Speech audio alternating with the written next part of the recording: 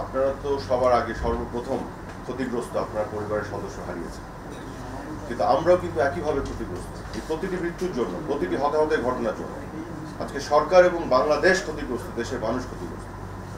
হয়তো কোনো একটি তৃতীয় পক্ষ এটার সুবিধা নিচ্ছে, কিন্তু যদি ক্ষতিগ্রস্ত কেউ হয়, প্রাথমিকভাবে ক্ষতিগ্রস্ত সেই পরিবার যারা সরাসরি তাদের সদস্যদের হারিয়েছেন, এবং তারপরে এই সরকার এবং এই দেশ এই মৃত্যুগুলো ঘটনাগুলোকে ঘিরে আজকে বাংলাদেশের বিরুদ্ধে যে অপপ্রচার এবং আমাদের যেভাবে এক ধরনের বদনামি করার অপপ্রয়াস, কাজে আমরা ক্ষতিগ্রস্ত পক্ষের অংশ। কাজে আপনারা ক্ষতিগ্রস্ত হিসেবে যেমন বিচার চান, আমরা একইভাবে বিচার চাই। আমরা এটার গভীরে যেতে চাই এবং প্রতিটি দায়ী ব্যক্তিকে আমরা বিচারের মুখোমুখি করতে চাই। এই কারণে করতে চাই যে আমরা তো ক্ষতিগ্রস্ত, এখানে একটি মৃত্যুও আমাদের কাছে কাম্য ছিল না।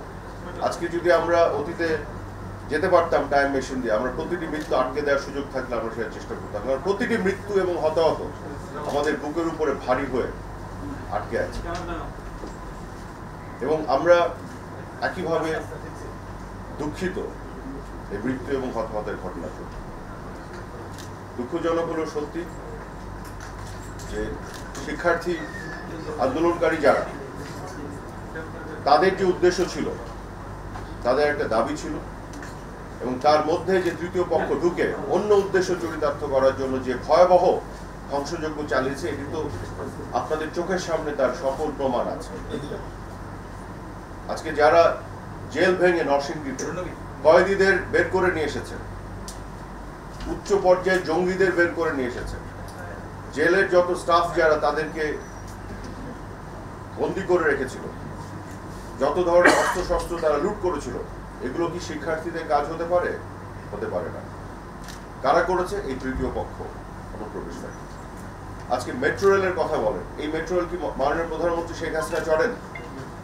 এমনকি অনেক মন্ত্রী মিনিস্টাররা চড়েন? তাও তো না। এটা তো বাংলাদেশের সাধারণ মানুষরা উপকারভোগী। দুর্যোগ ব্যবস্থাপনা যে অধিদপ্তর, এর কাজ কি?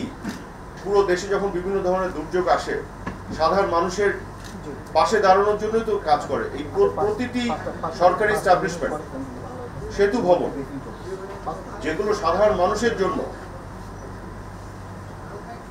কাজ করে। আপনি দেখেন যে টোল প্লাজাগুলি আজকে এক্সপ্রেসওয়ে বন্ধ, মেট্রো রেল বন্ধ, আজকে মানুষ ভুক্তভোগী, জ্যাম হচ্ছে। কাজে আমাদের কথা হচ্ছে, এগুলো যারা ধ্বংসযজ্ঞ চালিয়েছে, এটা তো পরিষ্কার আপনাদের চোখের সামনে এই ধ্বংসপ্রাপ্ত জিনিসগুলো এখনো আছে। এটা কি শিক্ষার্থীদের কাজ হতে পারে? হতে পারে না।